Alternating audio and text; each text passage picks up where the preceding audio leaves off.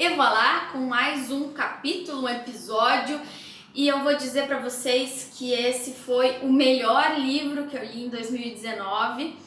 2019 ainda não acabou, mas vai ser difícil batalhar com esse daqui. Estamos falando de Os Testamentos, Margaret Atwood, a continuação de O Conto da Aia. Eu vou já te avisar que nesse vídeo aqui vai ter bastante spoiler, sim, porque não tem como falar desse livro sem dar algumas pistas. Eu vou te dizer também um pouco sobre o contexto dessa história, a gente vai comentar, mas eu não vou resumir essa história não tem nada de resumo.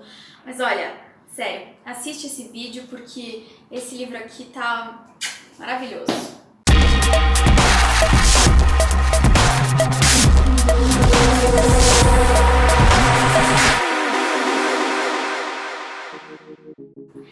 Margaret Atwood levou aí 35 anos para escrever a continuação de O Conto da Aia, e eu vou guiar esse vídeo aqui de hoje nas perguntas que os leitores fizeram para ela e que deram aí origem a esse livro maravilhoso aqui.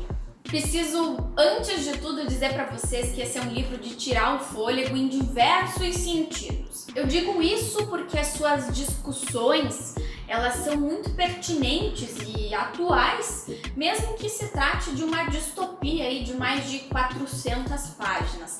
Elas saltam aí as páginas do livro e fazem com que a gente possa refletir um pouco mais sobre a nossa sociedade, sobre a forma como as coisas acontecem.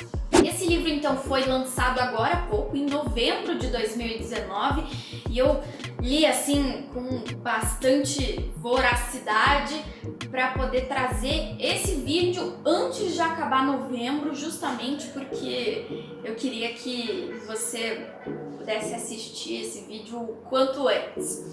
E a Margaret vai dizer realmente que esse livro aqui, o objetivo foi justamente trazer os pontos sem nó, trazer todas as perguntas aí que ela não tinha conseguido responder com O Conto da Aia. A primeira pergunta, então, como foi a queda de Gilead?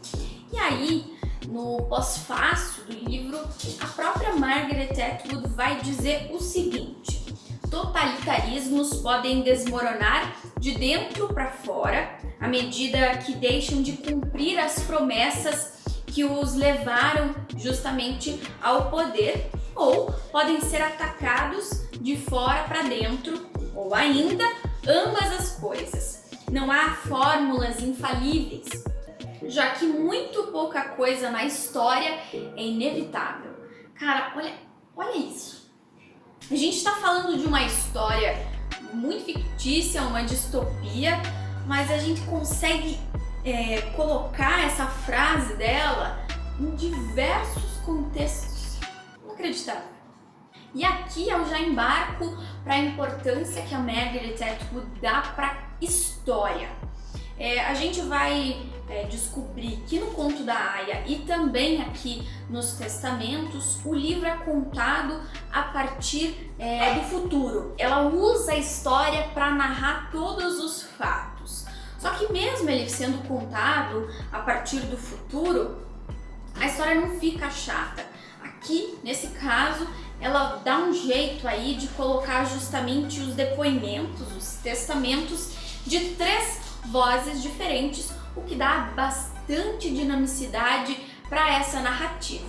Além de dinâmica, essas 3 vozes que vêm aí justamente no presente e também na primeira pessoa fazem com que o leitor se conecte muito mais com a história. Então a gente tem o pano de fundo, que é o futuro, que é depois que Gilead acabou, depois que a história já se desdobrou, mas a gente tem o presente, né, esse mergulho na narrativa com essas 3 personagens. E muito dessa história ter sido muito bacana se deve à tia Lídia, que se transforma da maior carrasca da história de O Conto da Aia a uma pessoa muito mais humana. Com isso, a Margaret Atwood quer mostrar pra gente o quanto as nossas vivências e as nossas experiências podem moldar os nossos comportamentos. Tanto ela tem os seus motivos, mas ao mesmo tempo a Margaret Atwood quer provar pra gente que essas experiências ruins, os nossos traumas, enfim, não são destinos obrigatórios. A gente pode moldar o nosso destino, moldar a nossa história da forma como a gente quiser e da forma como a gente souber encarar tudo que a gente viveu. Incrível. Tô apaixonada. E com isso, a nossa escritora vai transformar a maior opressora desse regime na sua melhor estratégia de libertação. Cara, e é delicioso ver essa subversão. É muito bacana ver a forma como a tia Lídia vai usar o próprio sistema para subvertê-lo, como ela vai utilizar da estrutura de poder que ela criou e da qual ela é a grande rainha, para justamente colocar Gilead no buraco. E é por isso que eu digo para vocês que, na minha opinião, ela é a maior protagonista dessa história. Ela vem crescendo, assim, ela tem uma crescente desde o primeiro livro, né? Ela é uma das únicas personagens que permanece muito forte nas duas leituras, o Conto da Aia e os Testamentos, diferente do que acontece na série. A gente vai ver que a protagonista é a June e a história toda é contada a partir dela, mas aqui não. A June até aparece, mas não com tanta força, com tanta presença como a tia Lídia. Já que nós estamos sendo guiados pelas perguntas, a segunda pergunta que fizeram muito para Margaret Atwood é o que aconteceu depois do livro O Conto da Aia. E a gente vai descobrir então que a Offred, ela deixou um grande legado. Ela nunca parou aí de lutar pela própria libertação e pela libertação de Gilead. Esse legado é personificado pela bebê Nicole e também pela sua segunda filha. E outra coisa que é muito bacana é que a Nicole e a Agnes, que você vai descobrir lá no final do livro, que são filhas da Offred, da June, elas nos ensinam muito sobre respeito e tolerância às diferenças. Cada uma delas é criada em um ambiente diferente. Uma delas em um ambiente super totalitário, muito relacionado à religião, aos bons costumes. A outra é criada no Canadá, e quando elas se encontram e descobrem aí a grande diferença das suas experiências, existe aí um certo embate, uma certa rusga, mas elas vão aprendendo aí a conviver uma com a outra, e isso é muito bacana, uma mensagem aí que a nossa escritora também deixa e que vai muito além dessa distopia.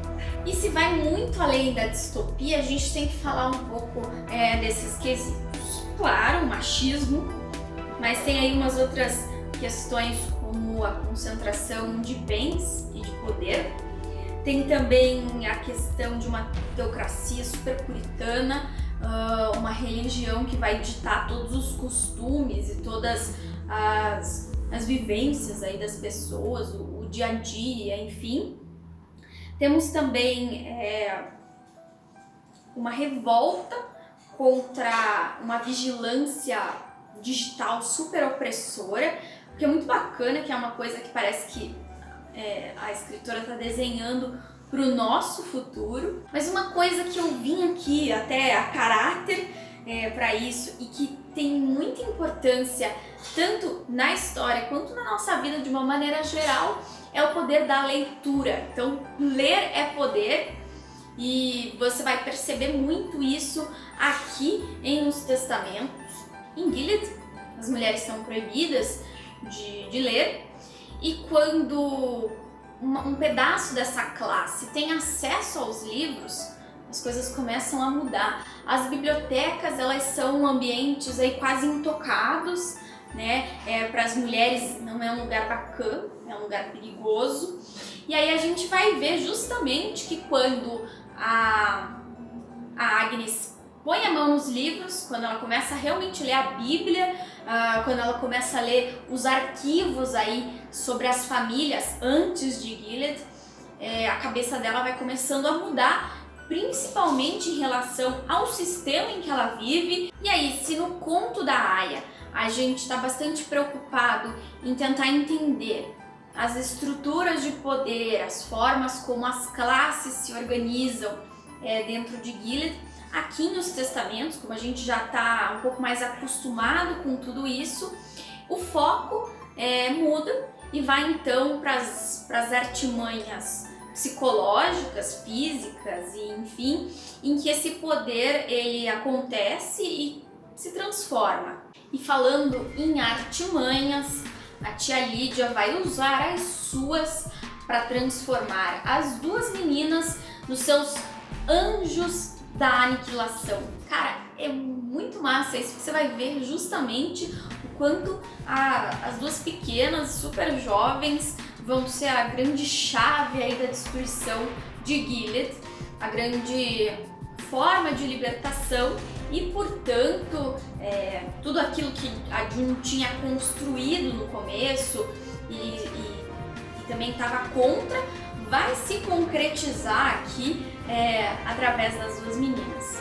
E aí a Margaret Atwood vai transformar o seu final aí, até que previsível do conto da Aya, em uma super reviravolta em que ela prova a força do amor, da morte, e aqui eu adiciono também a força da mulher.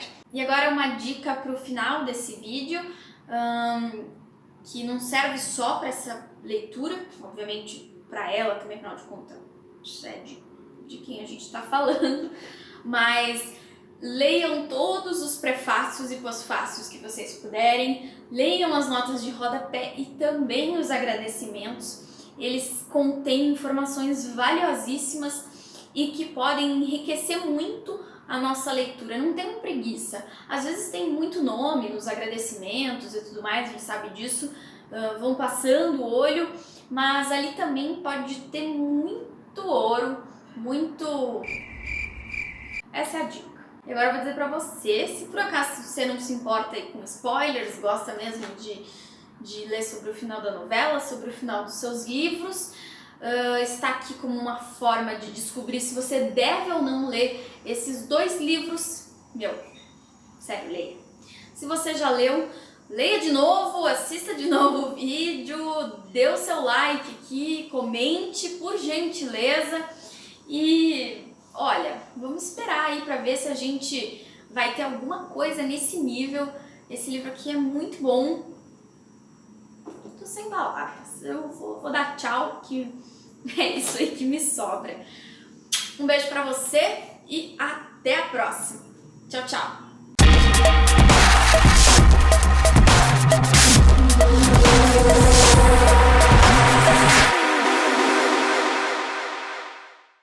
Yes.